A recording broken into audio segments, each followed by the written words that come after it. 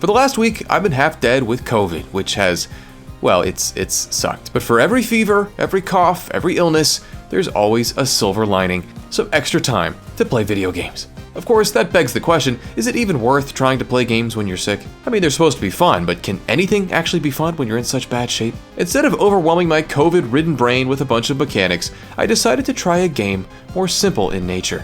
Vampire Survivors seems to have taken the gaming world by storm over the last couple of years on pretty much every platform except for the PlayStation. A few weeks ago though, that issue was finally remedied, and for just $5, I figured that it was time to give this Draculion sensation a spin. So grab a snack, some garlic perhaps, and join me for an appropriately abbreviated, straightforward video while I nurse myself back to full health.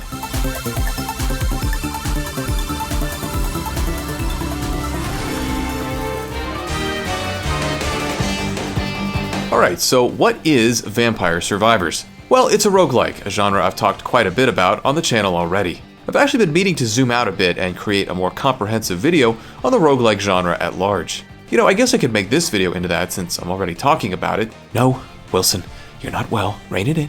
Rein it in. Alright, so yes, Vampire Survivors is a roguelike, you know the drill. Each run starts from scratch with enemies, items, and power-ups randomly placed. If you die, that's it, you've got to start from scratch. That all may sound familiar, but Vampire Survivors possesses plenty that sets it apart. For one, your goal is decidedly passive. Instead of trying to make it to the end of a dungeon or castle, you simply need to survive for 30 minutes. You don't even need to take a step. As long as you make it out alive after 30 minutes, you're a winner. Of course, success isn't that simple, as you're immediately inundated with enemies that follow you wherever you go. It'll take a skillful combination of offense and evasion to stay one step ahead.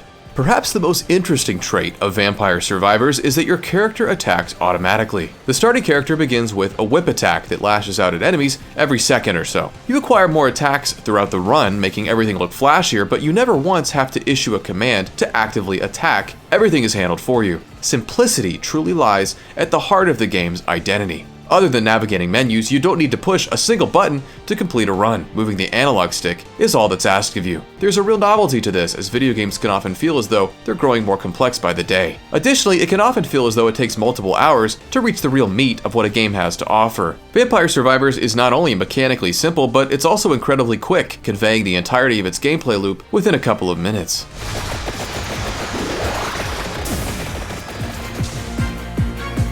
As I mentioned though, you can acquire power-ups, and while the experience doesn't grow any more complex, it does become significantly more flashy.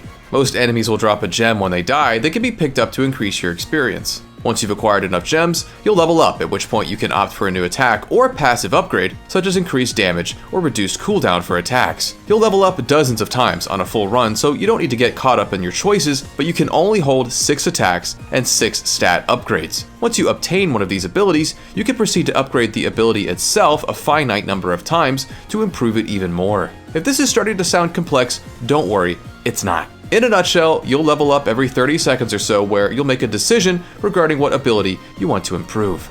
As the run proceeds, new types of enemies will begin invading the screen in increasingly greater quantities. You'll become more capable of keeping them at bay, but on your initial runs, you're pretty much guaranteed to die. Thankfully, beyond the upgrades you can acquire during any given run, there are also a host of permanent improvements that can be purchased back at the main menu, technically turning this game into a roguelite. These include starting each run with higher base damage, higher max HP, faster movement speed, etc., etc. These upgrades are purchased with coins that you find predominantly in treasure chests dropped by particularly powerful enemies.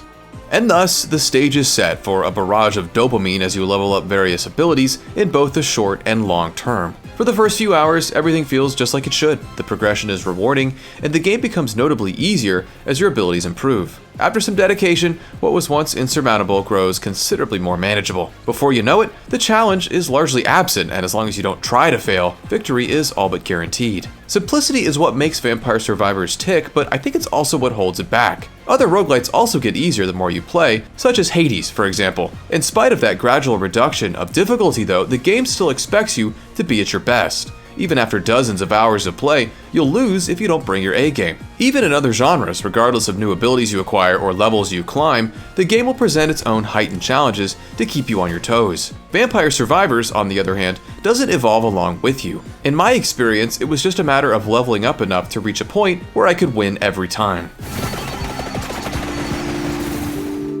I admit that it's entirely possible that there's more depth on display than I've dug up. I've put about a dozen hours into the game, but keep in mind that most of that was played with a fever and Tylenol PM. If there's more to this game that I'm missing, please let me know. If you're looking for an inexpensive, simple way to pass the time, Vampire Survivors is a solid choice. I mean, a dozen hours for $5 is an insane value, there's no refuting that. I mean, I even started seeing the game when I closed my eyes hours after playing, but I've been pretty isolated lately, so that may just be a reflection of my declining sanity. Overall, I just wish the game featured a greater sense of depth to accompany its simplicity. That may sound oxymoronic, but plenty of other games speak to the contrary. If you're looking for a $5 roguelike to pass the time, I'd recommend Downwell before this, but Vampire Survivors still offers a compelling way to pass the time, whether you're on your deathbed or otherwise.